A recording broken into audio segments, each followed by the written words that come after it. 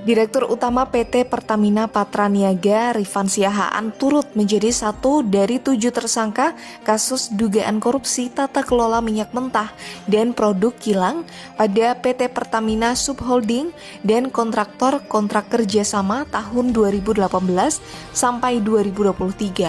Mobil mewah ini bukan sedang dipamerkan di sebuah showroom, melainkan barang bukti yang disita oleh Kejaksaan Agung.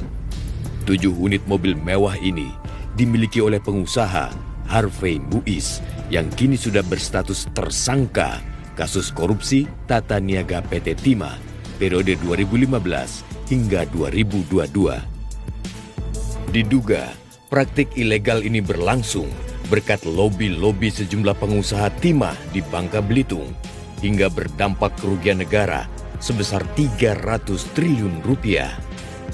Hingga 27 April lalu, Kejaksaan telah menyeret 21 orang tersangka di pusaran kasus ini. Assalamualaikum warahmatullahi wabarakatuh. Perkenalkan, nama saya Nur Fadila dari Prodi Teknologi Pendidikan dengan NIM 091-058-012-4004 di mata kuliah Pendidikan Anti Korupsi dengan judul Korupsi, Integritas, dan Sejarah Perkembangannya, di mana kita akan membahas pendahuluan, sejarah korupsi dan integritas, pengertian korupsi dan integritas, dinamika sejarah korupsi dan integritas di Indonesia. Pendahuluan, korupsi di Indonesia merupakan masalah kronis yang telah berlangsung sejak masa kerajaan kolonial Belanda hingga era reformasi. Praktiknya mencakup penyalahgunaan kewenangan, kolusi, nepotisme, dan suap. Pada masa Orde Baru, korupsi mencapai puncaknya. Reformasi 1998 membawa harapan baru dengan pembentukan KPK pada 2002. Meski sudah ada kemajuan, korupsi tetap menjadi tantangan besar dan integritas terus didorong untuk memberantaskannya. Sejarah korupsi dan integritas. Korupsi merupakan fenomena lama yang telah ada sejak peradaban kuno seperti Mesir, Yunani, dan Romawi, serta terus berkembang hingga era kolonial dan modern. Di masa kolonial, korupsi dilakukan oleh pemerintah kolonial demi kepentingan pribadi. Dalam era modern, korupsi tetap merajalela dan melemahkan lembaga negara, hukum, serta menghambat pembangunan dan menciptakan ketimpangan sosial. Korupsi merusak integritas dan menurunkan kepercayaan masyarakat terhadap pemerintah. Oleh karena itu, upaya pemberantasan korupsi perlu melibatkan penegakan hukum, transparansi, pendidikan nilai-nilai integritas, serta partisipasi aktif masyarakat. Forum internasional seperti First Global Forum on Fighting Corruption turut mendukung upaya global mempromosikan integritas publik. Pengertian korupsi dan integritas.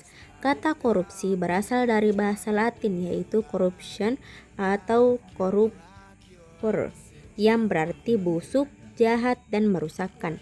Dalam bahasa Indonesia, korupsi diartikan sebagai penyalahgunaan uang atau kekuasaan untuk kepentingan pribadi. Istilah turunan lainnya adalah koruptif atau koruptor. Sementara itu, integritas juga berasal dari bahasa Latin integritas, yang berarti keutuhan atau kesempurnaan moral.